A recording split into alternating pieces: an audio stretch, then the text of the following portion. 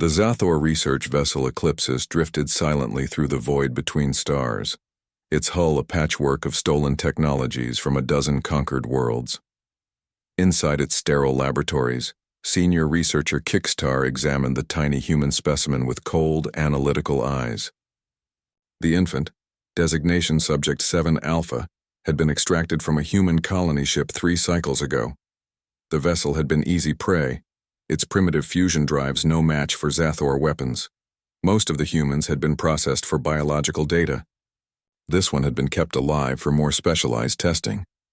Kickstar's 6-fingered hand hovered over the control panel, injecting another series of nanite clusters into the baby's bloodstream. The child screamed, tiny fists clenching as his body convulsed. The Zathor didn't understand the concept of mercy. They understood only data. Fascinating, Kickstar chirped to his assistant. The human's cellular regeneration rate increases by 17% under extreme duress, but the neural degradation is approaching critical levels. This specimen will be non-viable within 2 rotations. The assistant clicked his mandibles in agreement. Dispose of it then.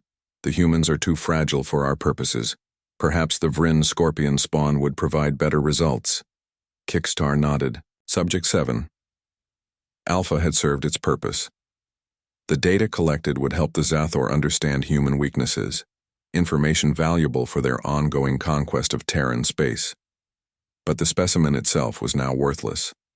The baby, barely 6 months old by human reckoning, was placed in a disposal pod and ejected into space near an uncharted asteroid field.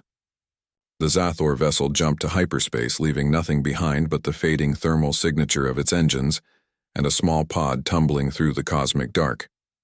Inside the pod, the baby, Eli, though no one remained alive to call him by that name, wept silently as his oxygen supply dwindled. 3 days later, the asteroid field shimmered with an energy signature that would have terrified the Zathor had they remained to witness it. A rift tore open in reality itself, and through it emerged creatures from legends older than human memory. Dragons, not the primitive fire-breathing beasts of Earth mythology, but beings of pure cosmic energy clothed in scales of living starlight. Drakkar was the first to sense the dying human child. His massive form, spanning nearly 200 meters, from snout to tail, blazed with crimson and gold energy as he folded space around himself, appearing beside the drifting pod in an instant. "Brother!" His telepathic voice resonated across dimensions. "There is a youngling here, barely alive." Vera materialized beside him, her silver-blue scales rippling with concern. She was smaller than Drakkar, more graceful, but no less powerful. Her consciousness touched the pod, sensing the fading life within. "A human child," she whispered. "So far from their homeworld, and such pain. Such terrible pain woven into his very cells."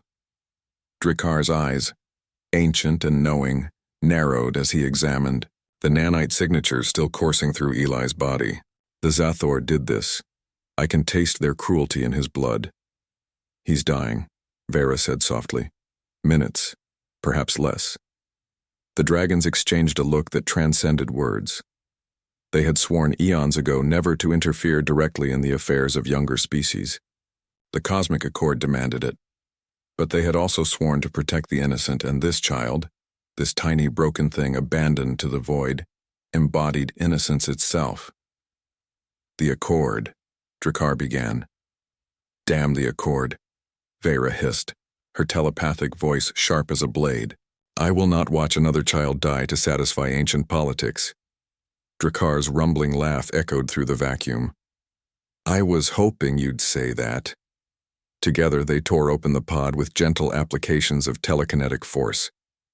Eli floated free, his skin already turning blue from oxygen deprivation, his tiny heart beating irregularly. The nanites the Zathor had infected him with were consuming him from within, preparing to dissolve his body for easier decomposition. Vera cradled the baby in a field of pure energy, while Drakkar extended one massive claw. From its tip flowed something that looked like liquid starlight, dragon essence, the fundamental energy that powered their immortal forms. This will change him, Drakkar warned. He's already changed, Vera replied. Those monsters made sure of that. We're giving him a chance to survive what they did. The essence flowed into Eli's body, and the transformation began immediately. The toxic nanites were consumed and converted, their programming overwritten by something infinitely more sophisticated. The damage to his neural pathways reversed, then enhanced. His cellular structure, already pushed beyond normal human limits by the experiments, began to stabilize at a new baseline. The baby gasped, drawing breath from the oxygen-rich energy field Vera had created around him. His eyes opened, and they were no longer entirely human. Flecks of gold and silver swirled in the pupils, reflecting the essence of the dragons who had saved him. "Hello, little one," Vera cooed, her telepathic voice gentle as starlight. "You're safe now. We won't let anyone hurt you again." Eli's tiny hand reached up, grasping at the energy field, and something remarkable happened. The field responded to him, shaping itself around his fingers like clay. Drakkar's eyes widened. By the first flame, he's adapting to it already. The human potential for evolution, combined with Zathor enhancement and our essence.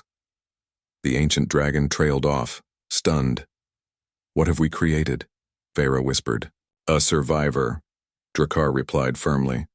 "Whatever else he becomes, that will be his choice. But first he needs a home." The dragons couldn't return Eli to human space. Not yet. He would need years to grow, to learn control over the powers now awakening within him. So they brought him to their sanctuary, a pocket dimension where time flowed differently, where they could raise him in safety. As they carried the sleeping infant through the dimensional rift, neither dragon spoke of the future they could sense approaching.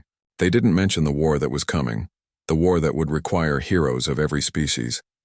They didn't speak of the destiny they could see flickering in the child's aura, like distant lightning. For now, it was enough that Eli lived. That, a baby thrown away like garbage, had been given a second chance. The Zathor had wanted to understand human weakness. Instead, they had created something they couldn't comprehend. A human child who would grow up among dragons, carrying both the indomitable will of humanity and the cosmic power of the eldest species in the universe. 20 years later, when the Zathor invasion fleets finally reached Earth, they would learn a truth that many species before them had discovered too late. Humanity's greatest strength wasn't their technology or their numbers. It was their refusal to stay broken. And Eli, the baby they had discarded, would be there to teach them that lesson personally.